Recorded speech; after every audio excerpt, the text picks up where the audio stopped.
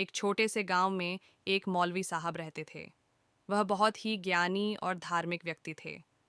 गांव के बच्चे उन्हें बहुत मानते थे और उनके पास ज्ञान प्राप्त करने के लिए आते थे। एक दिन मौलवी साहब ने बच्चों को इकट्ठा किया और उन्हें एक महत्वपूर्ण सबक सिखाने का फैसला किया।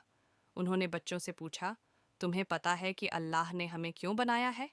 बच्चों ने विभिन्न उत्तर दिए, लेकिन मौलवी साहब ने उन्हें बताया कि अल्लाह ने हमें अपनी इबादत करने और दूसरों की मदद करने के लिए बनाया है। मौलवी साहब ने बच्चों को एक उदाहरण दिया।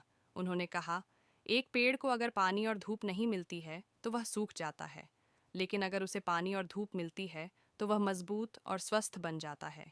इसी तरह अगर हम अल्लाह की इबादत करते हैं और दूसरों की मदद करते हैं तो हम मजबूत और स्वस्थ बन जाते हैं। बच्चों ने मौलवी साहब की बातों को ध्यान से सुना और उन्हें समझने की कोशिश की।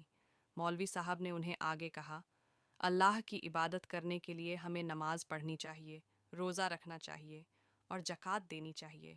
बच्चों ने मौलवी साहब की बातों को माना और उन्होंने अल्लाह की इबादत करने का फ़ैसला किया।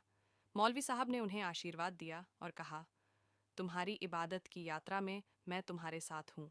बच्चों ने मौलवी साहब को धन्यवाद दिया और उन्होंने अल्लाह की इबादत करना शुरू कर दिया। मौलवी साहब ने उन्हें ज्ञान की राह पर चलने के लिए प्रेरित किया और उन्हें एक उज्ज्वल भविष्य की ओर बढ़ने में मदद की। इस तरह मौलवी साहब ने बच्चों को दीन की तालीम दी और उन्हें अल्लाह की इबादत करने के लिए प्रेरित किया। बच्चों ने मौलवी साहब की बातों को माना और उन्होंने अपने जीवन में अल्लाह की इबादत करना शुरू कर दिया। ऐसी और इंटरेस्टिंग एनिमेटेड स्टोरीज देखने के लिए चैनल को सब्सक्राइब